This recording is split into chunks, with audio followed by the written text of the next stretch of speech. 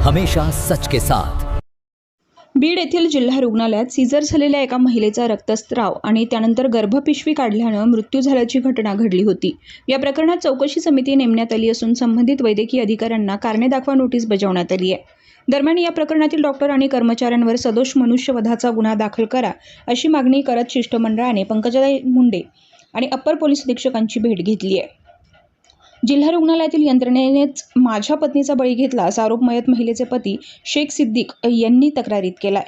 बीड जिल्हा रुग्णालयाच्या नवीन माता आणि बालसंगोपन इमारतीचं उद्घाटन झाल्यानंतर पहिल्याच दिवशी शेख मुस्कान या महिलेवर सीझरची शस्त्रक्रिया करण्यात आली होती। सीझरनंतर प्रचंड रक्तस्राव झाल्याने त्यांची गर्भपिशवी काढण्यात आली होती। त्यानंतर त्यांना छत्रपती संभाजीनगर इथे रेफर करण्यात आलं होतं। मात्र उपचार सुरू असताना शेख मुस्कान यांचा मृत्यू झाला। डॉक्टर आणि संबंधित कर्मचाऱ्यांच्या हलगर्जीपणामुळे मृत्यू झाल्याचा आरोप नातेवाईकांनी केला आहे। त्यानंतर शल्यचिकित्सक डॉक्टर सतीश कुमार सोळंके यांनी चौकशी समिती नेमून 3 डॉक्टरांना कारणे दाखवा नोटीस बजावली होती। सदरील प्रकरणात दोषी असणाऱ्या डॉक्टर आणि कर्मचाऱ्यांवर सदोष मनुष्यवधाचा गुन्हा दाखल करावा या मागणीसाठी भागवत तावरे यांच्यासह शिष्टमंडळाने अप्पर पोलीस अधीक्षकांची भेट घेऊन निवेदन दिले।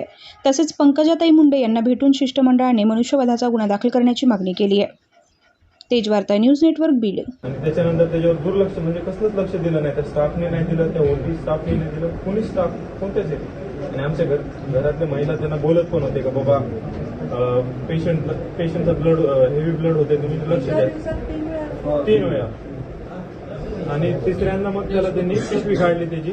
ते पण कसं काढलं, त्या ओटी मध्ये नाही काढलं, नवीन बिल्डिंग मध्ये नाही काढलं त्याला त्यांनी काय केलं, रात्री 11:30 वाजू दिले, म्हणजे जेव्हा सगळं सुनसान झालं त्यावेळेस त्यांनी त्याला अंधारात स्ट्रेचरवर रॅम्पवरून, लिफ्ट बंद होती आणि त्याला मग त्यांनी रॅम्पवरून खाली आणलं, जुन्या ओटीमध्ये नेलं, त्याला 11 वाजता ओटीमध्ये नेलं आणि त्याला 2 ते 2:30च्या दरम्यान त्यांनी बाहेर आणलं ओटीमधून, त्याला व्हेंटिलेटरवर आणलं। त्याच्या आधी ती तिथं नेण्याआधी ती एकदम स्वस्त होती, त्याला काही ऑक्सिजन व्हेंटिलेटरची गरज नव्हती। आणि